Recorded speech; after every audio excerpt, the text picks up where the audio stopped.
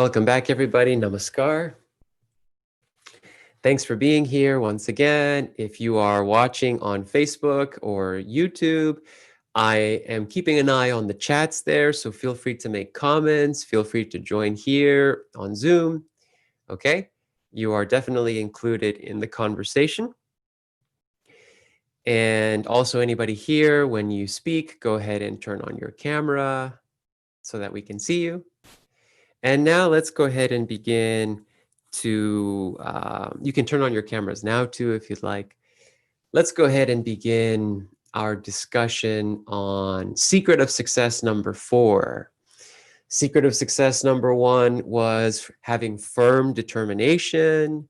Secret of success number 2 was pursuing universal truth. Last week we talked about number 3, which was having the proper guide. Having the right teacher, honoring our teachers. And today we're talking about having mental balance. So there's kind of 3 ways that today I'd like to approach what it means to have mental balance, because there's actually a lot of ways, so many ways to think about this. The main 3 ways that we'll look at it is through avoiding inferiority complex or superiority complex, learning how to control our fear.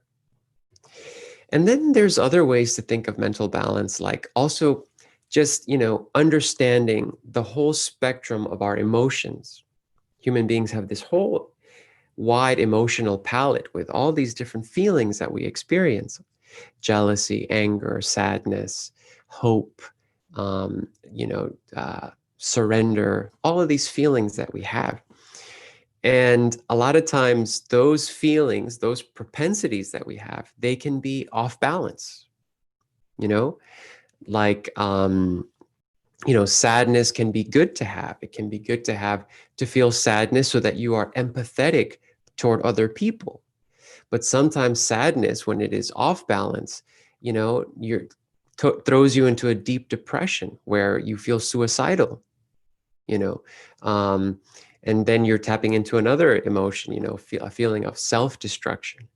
And we could probably even see, self-destruction. I mean, like sometimes people sacrifice their lives for others, so then in that case, that feeling of self-destruction is positive because it is in the name of a great cause. But obviously when that's off balance, it's negative because somebody's killing themselves because they're unhappy with their life. So in today's session, we won't go so deep into that, taking all of the emotions and understanding how to balance all of them. But that's a very important thing to do. And one of the ways to approach to do that is if you inform yourself on the different emotional propensities that exist in the chakras. Each chakra is like a cluster of emotions. And in a lot of, say, New Age circles or something like that, people talk about, oh, I need to open my chakras. Oh, my chakras are closed. I need to open my chakras. But the way that we would approach it is you need to balance your chakras, balance the energies that are there, the propensities that are there. And that will lead to mental balance, because another way to look at the mind is in the form of those 7 chakras. There's like, each chakra is like an aspect of the mind. So the best way to balance those chakras is by doing meditation.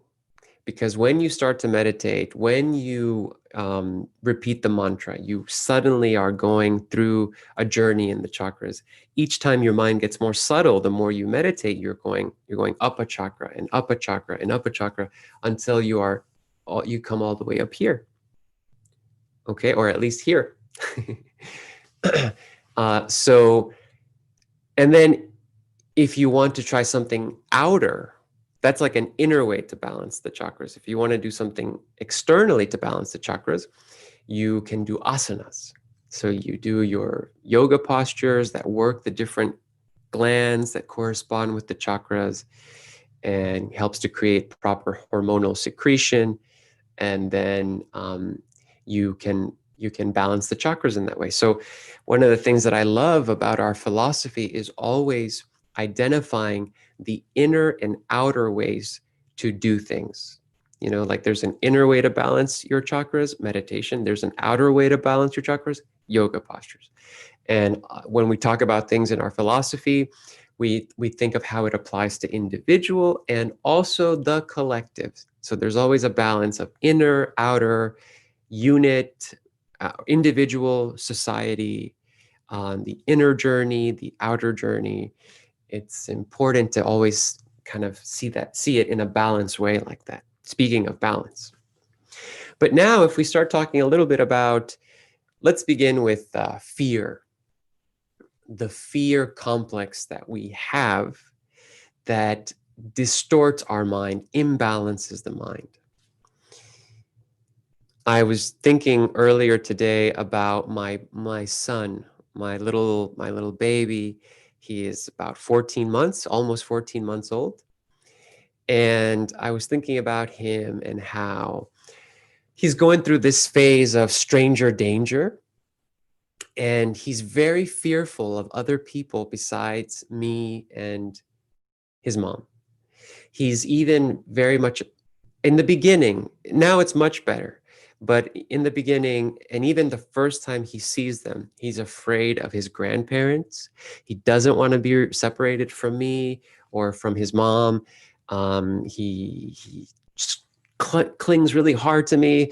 Finally, he lets go, he gets used to them, and then everything is fine, you know. And then the next day will come, even though he saw them the day before, or a few hours later, again, he's clinging to me. He doesn't really want to go to them. And we haven't had a chance to interact with other people because of the pandemic physically. So it would probably be the same way with those other people. So, but you see, imagine if my son, if he were like that his whole life. Imagine if he let that fear complex dominate his life and he doesn't want to talk to anybody. He doesn't want to go anywhere. He doesn't want to be with any new people. He just wants to be near his mom and dad the whole time. Obviously, we know that that cannot happen, that would be, first of all, it won't happen because he's just growing, he's evolving, right? But it's an example of fear and how it controls our life. It controls our life in a very big way. And fear has evolutionary benefits, right? Or it had evolutionary benefits. Back in the day, we relied on fear to help protect ourselves at night when we were, wandering through the savannas in early human life.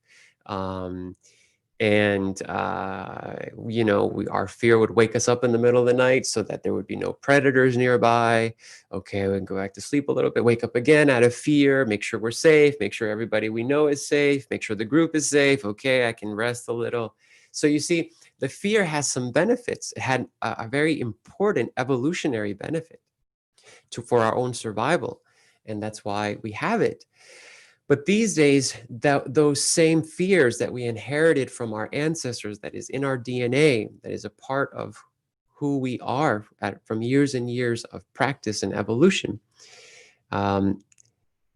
that fear now paralyzes us and does not allow us to go out and get what we want, get what we need, fulfill our dreams, accomplish our goals, make the world a better place, make our lives better.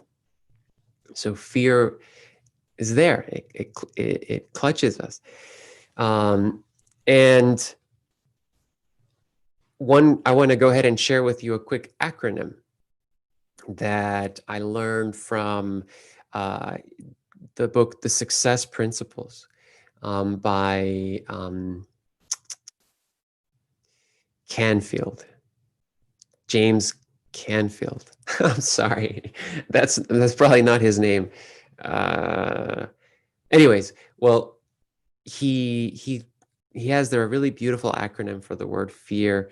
It's F stands for fantasized, E is experiences, A is appearing, and R is real. So fear is fantasized experiences appearing real. And that's a good way to think of our fears. We create these big fantasies about what we think will go wrong, and those fantasies that appear, we begin to believe that they're real, that's exactly what's going to happen, and then it stops us. So today we're going to maybe do a little exercise to help rethink that. But let me pause here and just see if there's any comments right now. Any comments based on what we've discussed so far? Anybody want to share?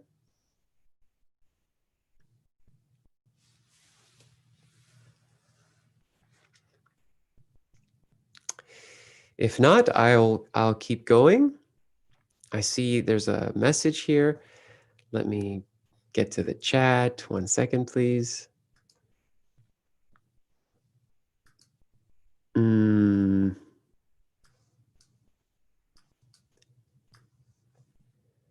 Where is my chat box?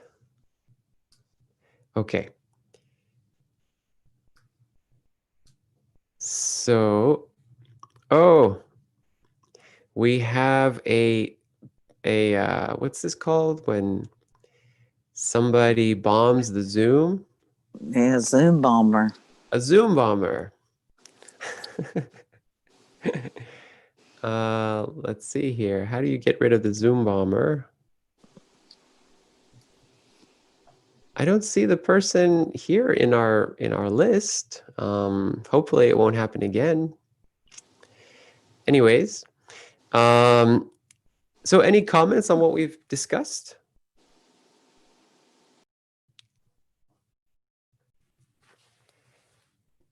Nope. Okay. Well, then let's go ahead and continue. All right. So now one thing that I want to recommend is that for this year, when you think about your goals, that you create a phrase like this. So you might say something like, I want to, and then you fill that in, like, I want to buy a house. But I scare myself into imagining. So now you kind of acknowledge the fear that you have. But I scare myself into imagining that I'm going to have to do a lot of maintenance on the house, and I'm going to have to, have a big mortgage, which I don't know if I want to commit to for 30 years. So you sort of put like all of the negative things that you're fantasizing about into that phrase. And then you can, once you've done that, and I invite you right now to go ahead and think about that. Like, in fact, let's work with your biggest goal that you want to accomplish right now in 2021. So right now here in the chat, I'm going to put for us that phrase, right? So it says, I want to ... but I scare myself into imagining ... Okay, you don't have to type this into the chat yourself. You can if you'd like. If not, you can do it on your own paper, or you can think about it. Fill that in with your biggest goal that you want to accomplish this year, okay? And the next part of that is replacing it with something positive. Because the best way to replace any kind of inferiority, feelings, or thoughts is by replacing it with something positive. Not superiority, but something positive. Okay, a negative thought is replaced by a positive thought. Okay, so then when you have a phrase like that, you can then replace it with, I want to blank, but I believe I will be successful if. Okay, or actually, maybe we should replace the but and say, I want to, let's say, buy a house, and I know. Let me edit that. And I believe, sorry. And I believe I will be successful if. Okay, so then it might be, I want to buy a house and I believe I will be successful if, and then in this next part, you can address maybe some fear that you might have, and then just kind of like flip it around, or think of things that you need to do to be successful, or just replace the negative with something positive. So it could be, I want to buy a house, and I believe I will be successful if I,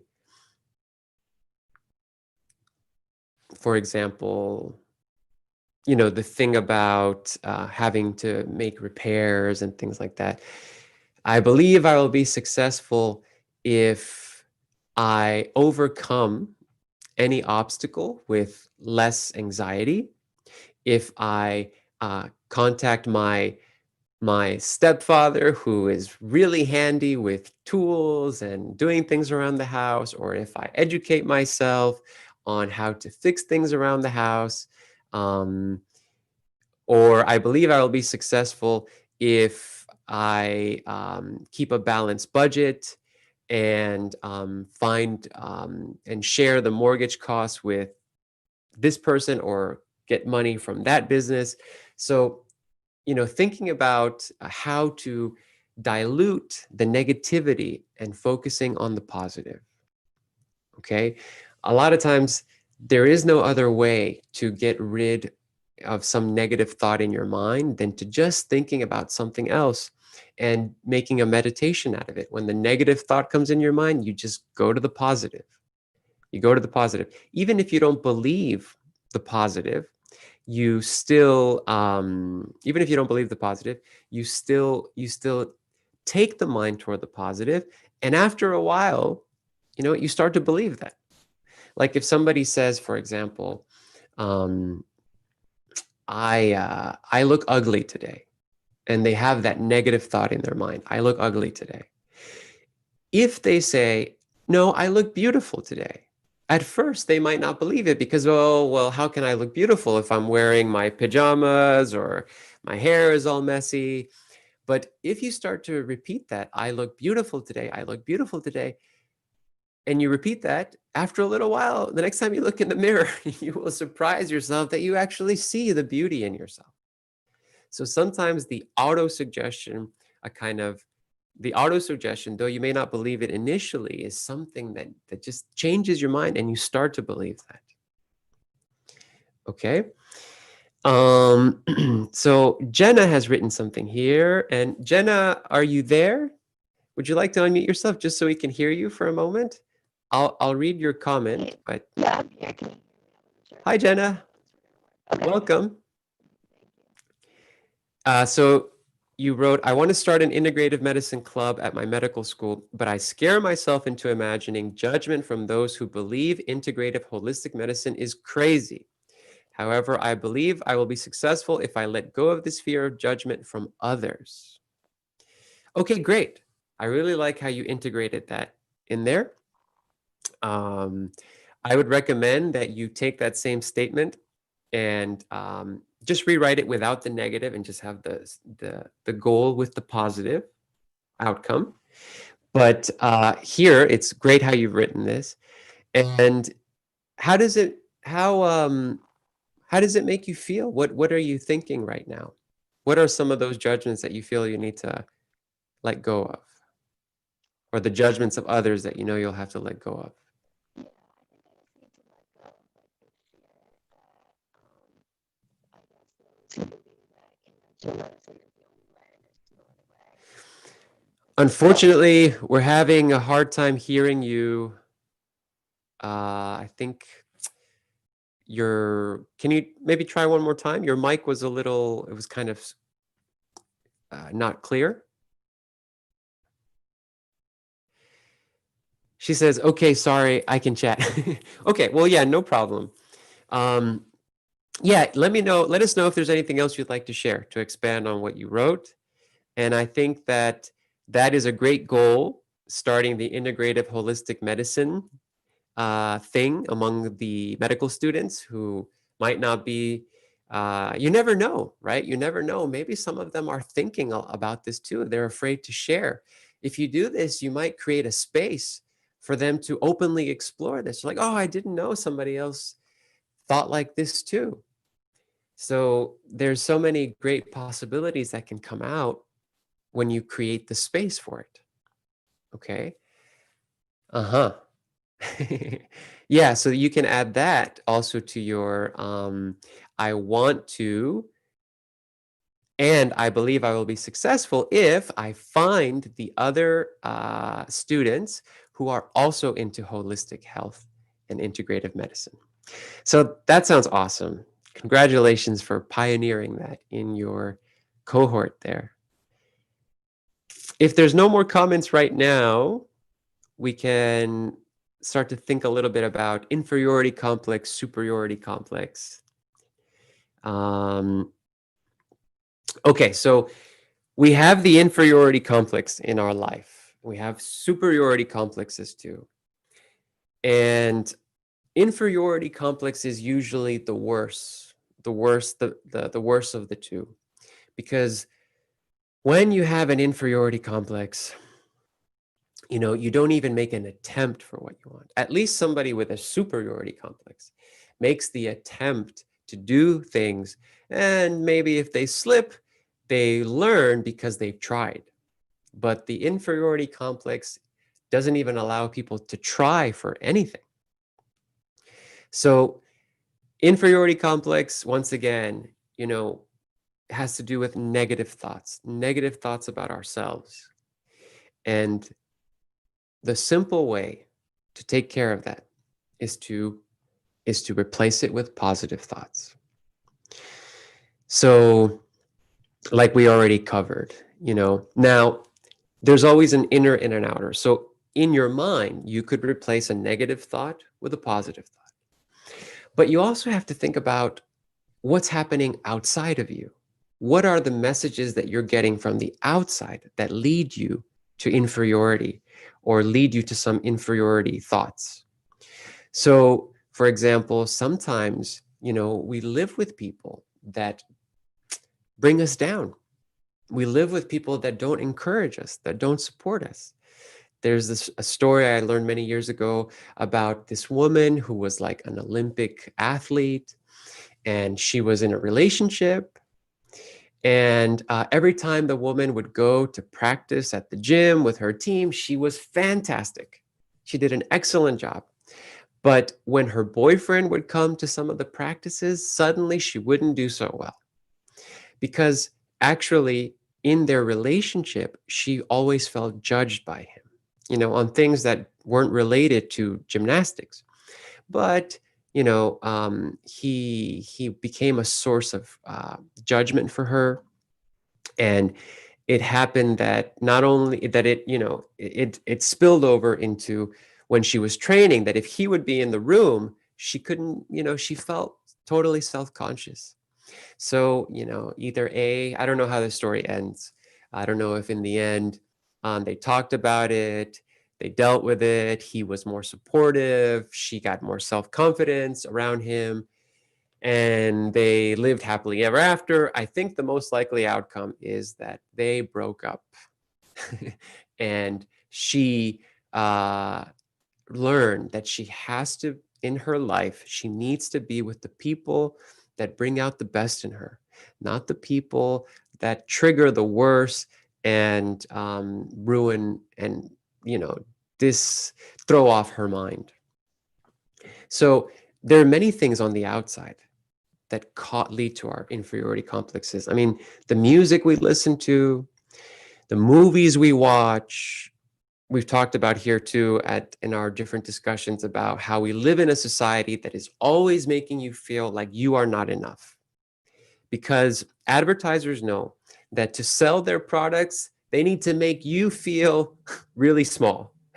If they can succeed in making you feel inferior the moment that they flash their product, and that you see their product as something powerful and something like on a pedestal, something that they have to get, and if they don't get it, you are kind of useless without it, then that's what they want. They thrive off of making you feel inferior, making you feel like you are not enough. So we have to understand that it is not enough to internally reprogram ourselves, but also externally reprogram yourself. You know, extricate yourself from the things that bring negativity and inferiority into your mind. If at any point anybody has any comments, feel free to chime in. Also, let's talk about superiority complex. Superiority complex is, you know, a big waste of time. When you have a superiority complex, you think that fundamentally there is something better about you than others. Like, for example, if you think people of another race are inferior to your race, people of another religion are inferior to your religion, you know, it is so easy for our mind to drift toward superiority complex, just like it is easy to drift toward inferiority complex. Sometimes, for example, we might be in the room with other people and we know that those people don't meditate, or we know that those people smoke, or we know that those people do things that we wouldn't do. And it's very easy in our mind at that moment to just say, yeah, that's happening to you because you do this. And you pass judgment on somebody and you suddenly feel superior to them. Oh, well, you don't practice meditation. I can see why, you know, you are in this condition that you are in. Sometimes, you know, we might think that our group here, you know, our community, Vistara Circle, you know, this is the best spiritual community out there. This is the real one. This is the one. Our meditation is the superior meditation. Think of all of the religions that literally in their scripture, in their doctrine, literally believe that they are the chosen people, right? We are the chosen people. We are the one chosen by God. If you don't believe in Jesus Christ and accept Jesus Christ as your Lord and Savior, you are going to hell. It doesn't matter if you grew up in a culture where nobody's Christian, where nobody thinks about Jesus. It doesn't matter. None of that. You know, if you're not the chosen, you are not in the right click, you are inferior. And the reason why human beings very easily slip into superiority complex is because we also very easily form groups. We've had to do this because of survival. You know, in our evolutionary past, if you were alone wandering the savannas, you wouldn't survive. You had to be with the group. Thanks to the group, you had food, you had a division of labor, you had protection, you had social contacts, you had all those essential things. So human beings, we strive for community, but we should strive to be a part of a group, but we should not strive toward groupism, that our group is better than other groups.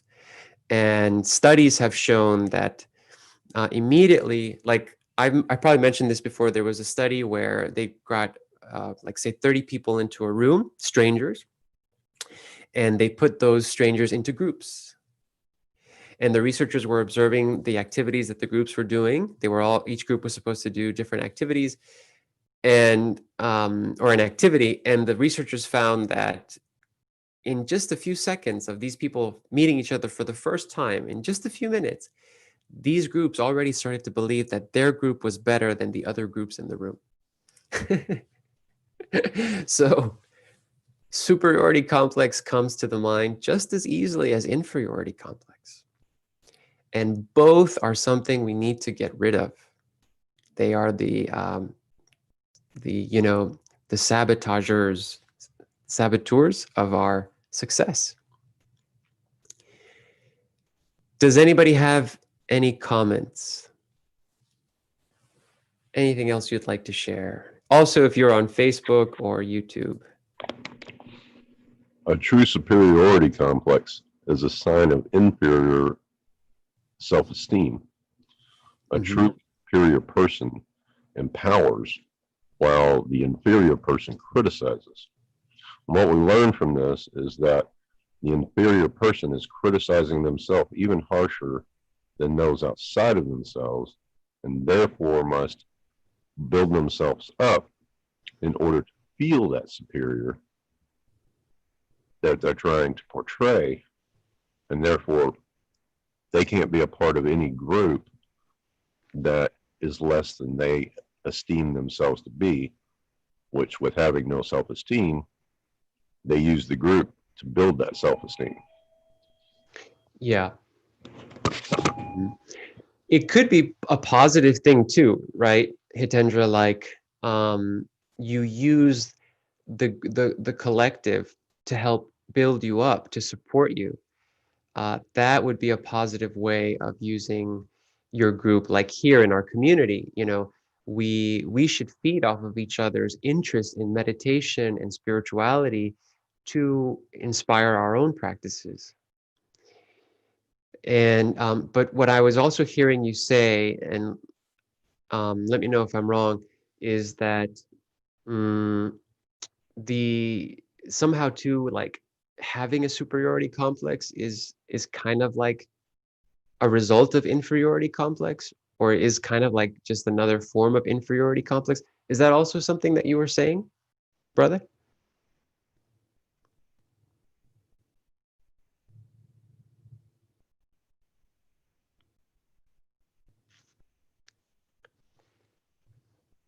Hitendra, are you there? Maybe you had to jump off for a moment, but thank you for your comment. Does anybody else have anything they'd like to add?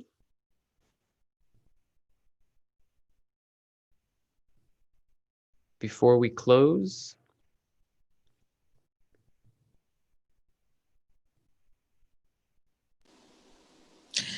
Well, I kind of had a question, and with the statement or the what you had said, I want to, but I scare myself into imagining. Mm-hmm. With these videos that I've been doing, it was really difficult for me to do my very first one because I wanted to be as professional as possible. But I scared myself into believing that whoever was going to be watching them, grading them, for the accomplishment of this would be judging me. Yeah. Oh, look at that. Look where she's having to do that. What is that in the background? What is she wearing? What does she look like? Why does her face look like that? And to move past that, I had to imagine myself in into thinking, why does that even matter? What someone thinks about what my background is. I'm actually doing something in the completion, working toward the completion of a goal. And the whole exercise itself is to learn how to cue and become more familiar with the material and what I'm doing.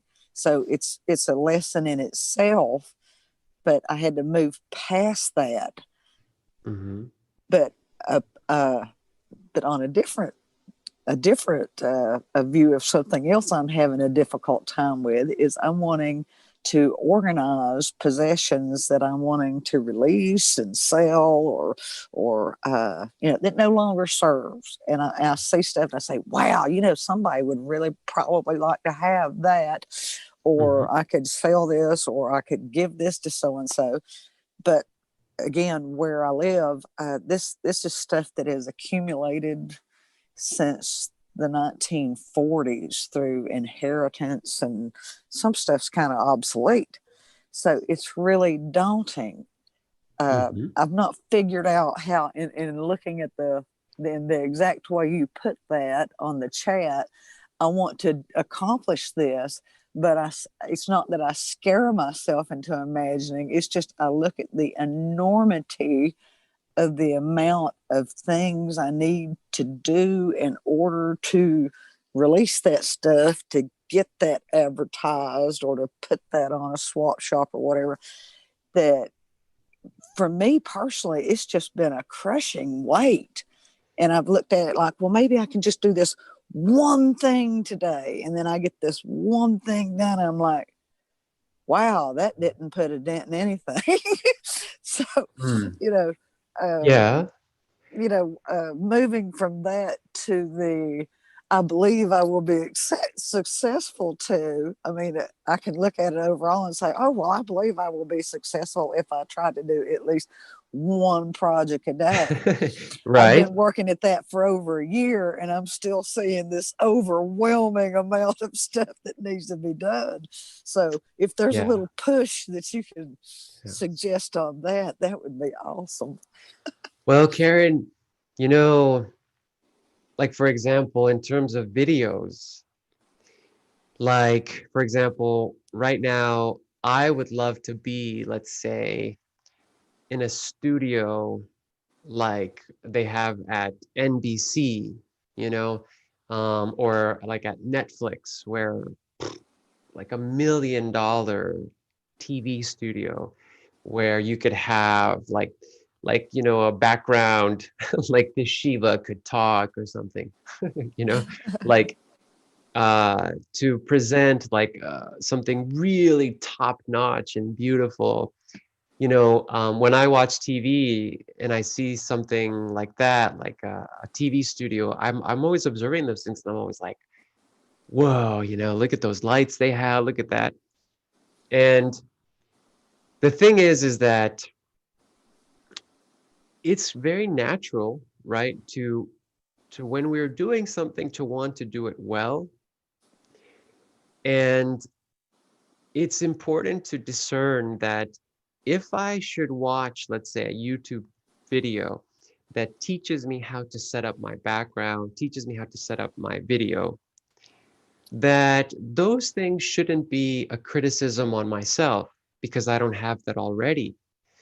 Those things are the sort of the signals from the Supreme that show us what we need to do to improve in that moment.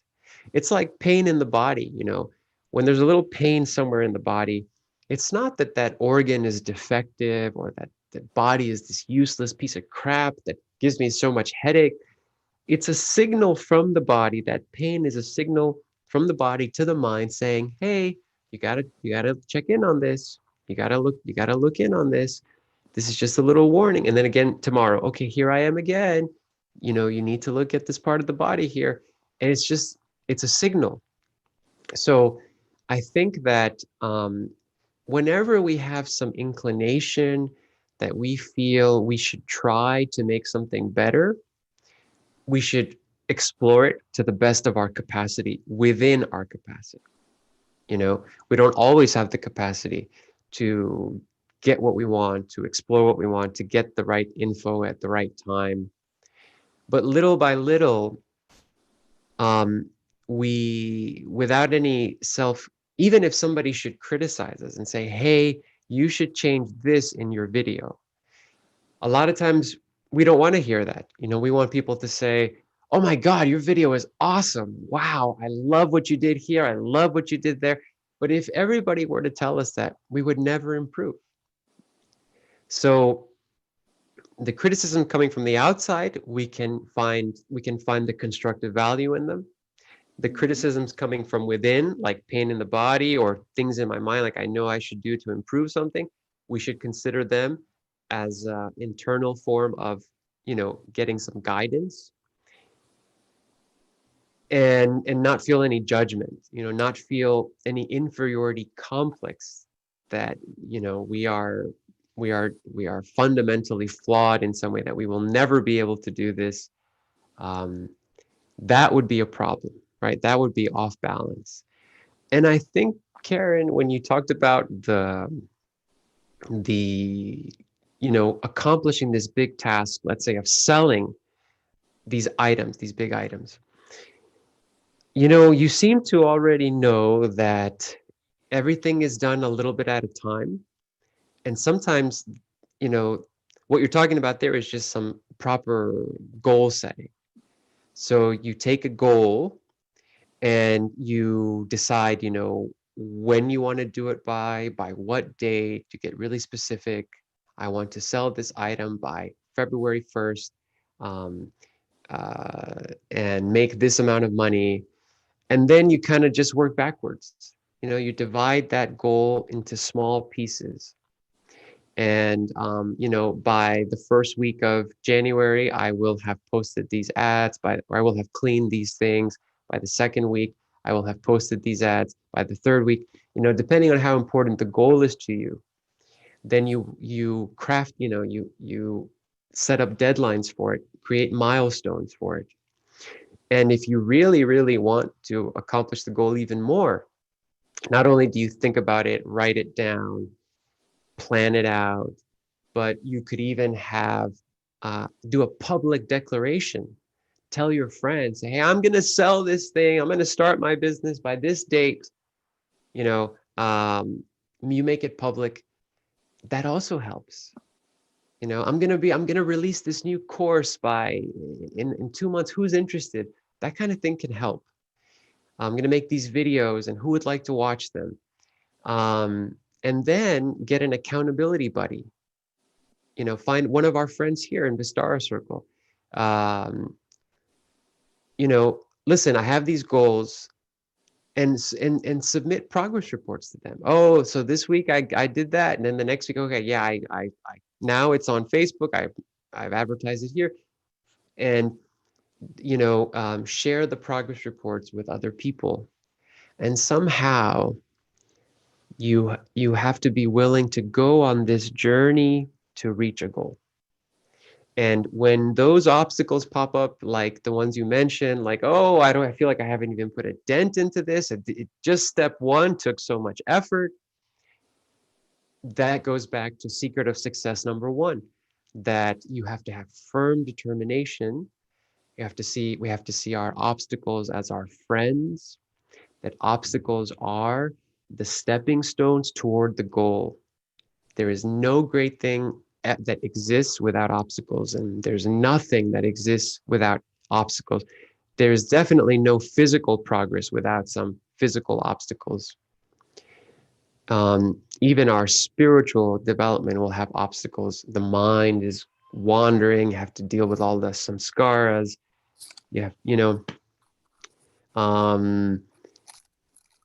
But those obstacles, each one is like a video game. You're meant to overcome that, overcome that little obstacle until you get to the goal. So I hope, does that sound helpful, Karen? Yes, Does yes, it that sounds sound like I fabulous. evaluated the situation well? Very much so, very well. I really appreciate those suggestions and that advice. I've been taking notes while you've been talking.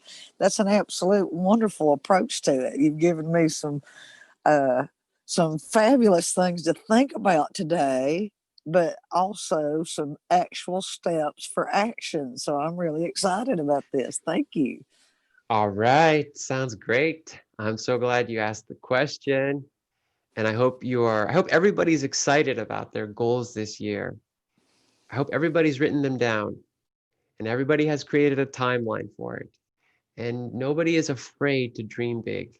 That everybody, no matter how the scarier the goal, the better sometimes, even if you don't reach it.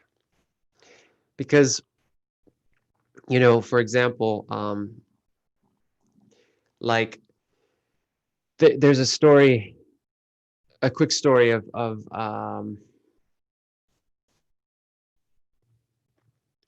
suppose that somebody gets a master's degree, and they get a master's degree, and for some reason, after having gotten the degree, their degree becomes annulled, or maybe their certificate gets burned, and the college where they got it lost the records. It's the worst case scenario you can possibly imagine. And there's no proof that they did there's nothing that can verify, that can confer their degree now.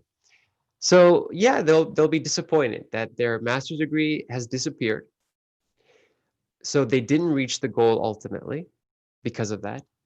But the years that they went through studying, getting the knowledge, jumping through the hoops to get that degree, that can never be taken away. The certificate is gone, the records are gone, but the knowledge that he or she gained in the process, in the journey, is what is more valuable, really, to him or her than the title. So, so then that's what I say that just to say that when we have big goals, we shouldn't be afraid to pursue them, because even if we don't get to them, the journey itself is going to teach you so many things, gonna pull out so many resources you didn't know. I guess there's a better story to illustrate that. Reach for the stars. At least you'll land on a cloud, right? I mean, that cliche is makes a lot of sense. So that's why we shouldn't be afraid to expand, to get out of our comfort zone, and to dream big. Life is short. Yes, we're developing ourselves spiritually. It's okay to develop other areas of our life, our mental life, our intellect, and the physical conditions in our life as well. And I'm just going to keep you for one more minute. Imagine if everybody in the world, sometimes I wonder why, like right now, the government wants to give people $600 as a relief, because of COVID. And I know I saw a lot of people post about this on the internet, and they said, hey, be grateful. At least you're getting $600, right? I mean, God, like, I'm grateful for that. But there are other people who are like, what the hell is going on here? They gave 1,200 before, things have gotten worse, and now they only want to give 600. No way. This is BS, and we need to get the $2,000. So what's the difference between these two people? Sometimes it is that masses of people have inferiority complex. They don't know their own worth. They don't have the stamina, the courage to get up and say, this is wrong. This is wrong, and we need to demand for let's say the $2,000. We need to demand for universal health care. Americans are like that. Americans are some of the most meek people in the world. They don't fight for their rights at all, and and and even communities, even like the civil rights movement, when African Americans were fighting for their rights, even in those circles, oh, we should be nice, turn the other cheek, we should be nonviolent, we need to, be a good boy, speak to the police with respect, because the police can kill you. Everything is about lowering yourself to a system or an opponent that essentially wants to crush you. So that's not going to work either. And so if as a mass, if people, remember I said I like to talk about not just the individual, but the collective needs to have a mental attitude, a balanced mind as well, and overcome inferiority obstacles to get justice, to get what we need in our society. So I'll go ahead, we can go ahead and close here. And I want to wish everybody a wonderful new year. Thank you, Amit, for joining us there on Facebook. Hope you enjoyed. I'll before we close, I'll play a little bit of music as we're closing up, so I can post some links there on YouTube and Facebook so that you can register for our email list and get our ebook and join us next time. Okay, folks, enjoy the rest of your weekend. Thank you so much for joining us today. Namaskar, everybody.